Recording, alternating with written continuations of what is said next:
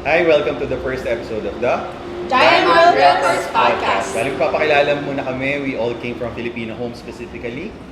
Team Red Diamonds, we will start with Boss Lian, then next will Boss Tin, Boss Jem, and finally me.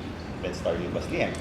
So, hi, I'm Lian, born and raised in Esperanza, Masbate. But right now, nandito na ako sa Cavite. So, nag-start ako ng real estate noong 2012.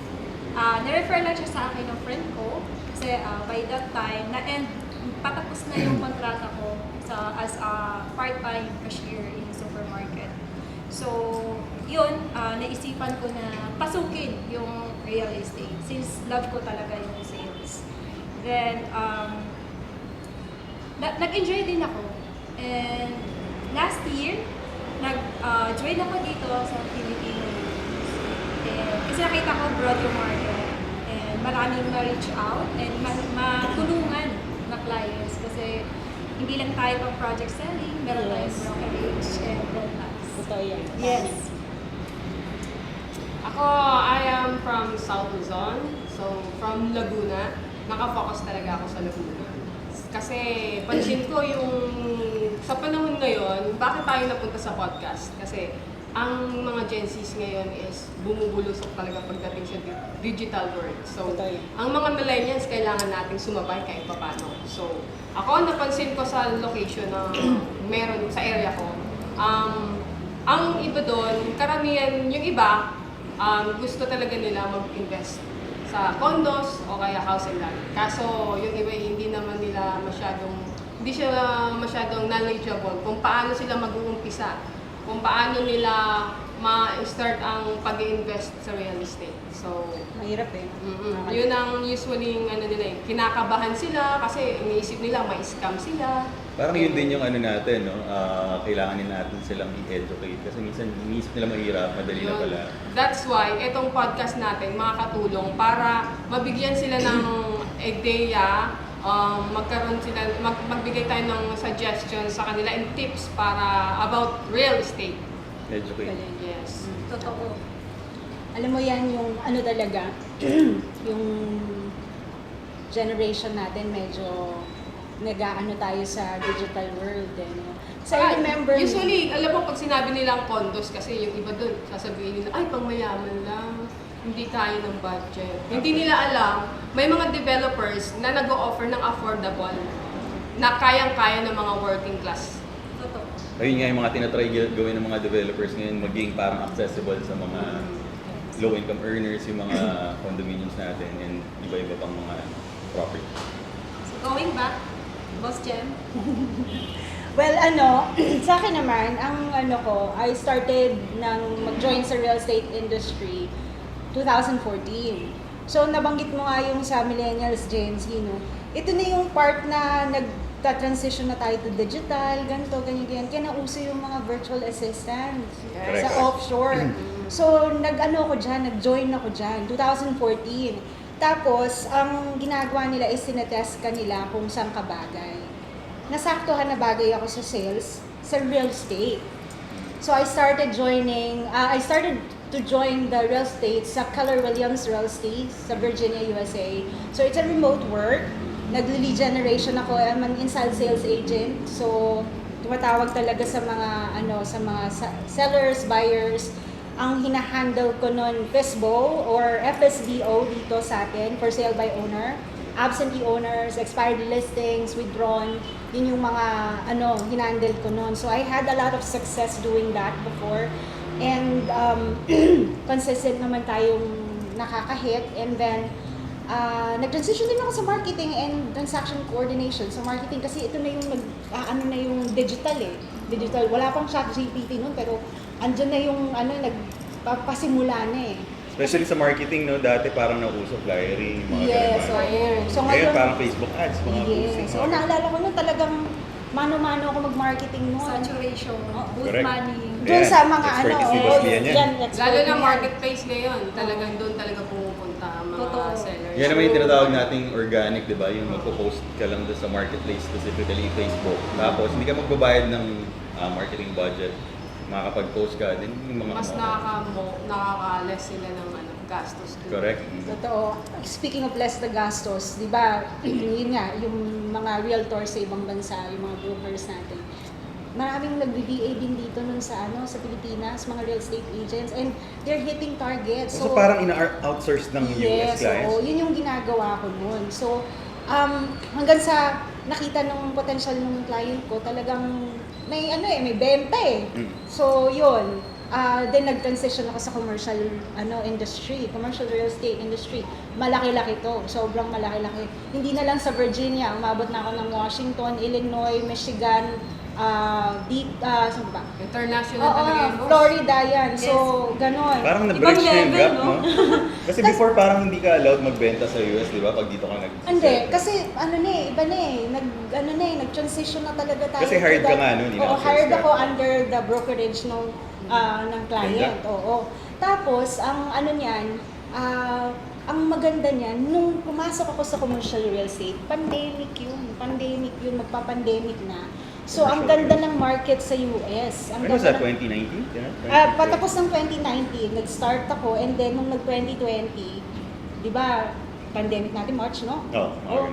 Pero nag-boom. Kasi, talaga, ang real estate talaga is very, Real estate talaga nag-boom nung pandemic. Oo. Actually, kahit dito, di ba? Oo, kahit recessive dito sa kasi talaga Philippines. sila So, anyway, yun.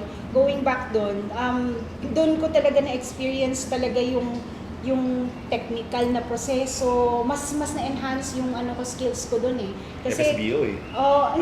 ito sa commercial to. Commercial Sa lang. commercial. Ang mga kliyente dito talagang transactional, kailangan yung trust mo, build mo talaga sa kanila. So yun, maganda din naman yung outcome. So, yung mga training ko doon, ang ganda ng resulta, consistent naman tayong nasa annual top na salesperson naman. So masasabi mo, boss, na talagang sa sales yung industry? Yes, oo talaga. Kaya nung medyo bumalik na tayo sa normal, nag-global correction tayo, medyo tumaas yung interest rate sa ibang bansa, trinay kong pumasok sa Philippine market. So my first time dito sa Pilipinas ng real estate is with Filipino Homes under Deterrio Realty. Oo.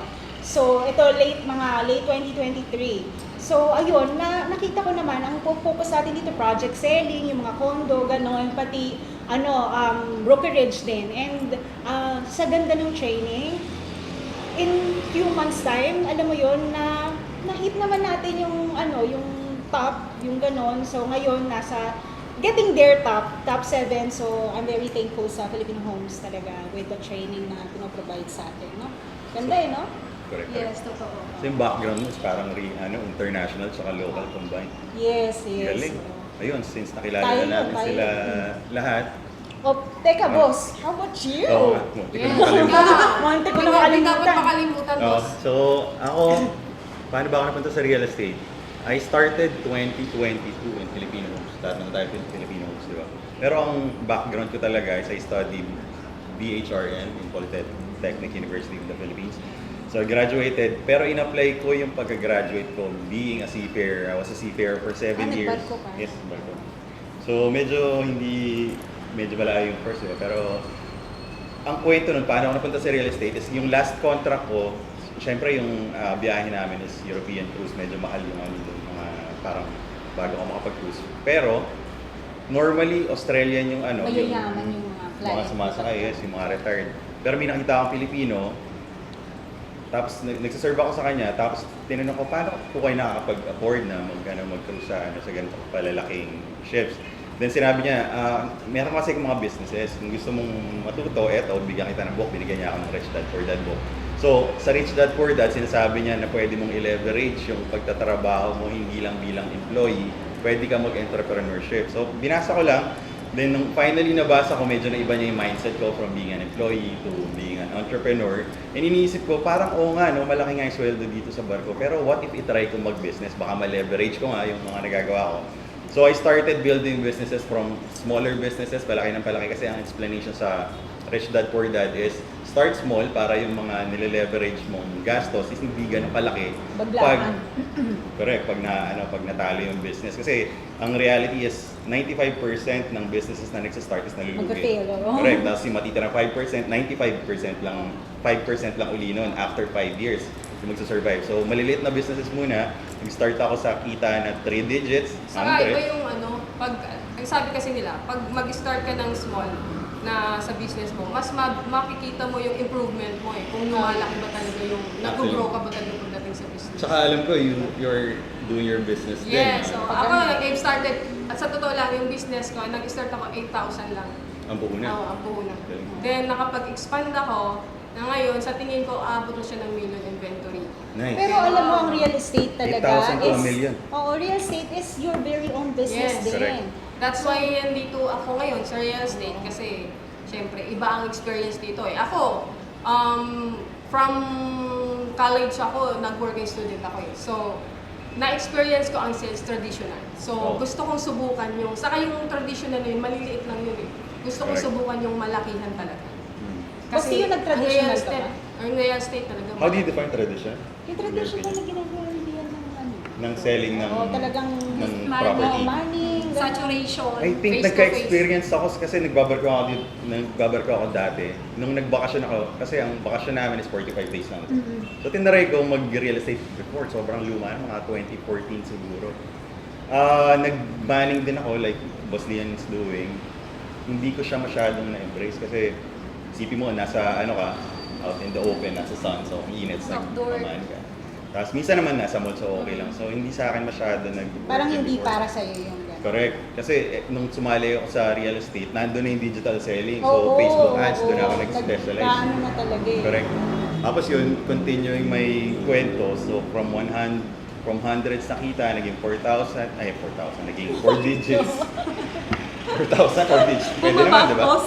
So from 3 digits, naging 4 digits or 4,000.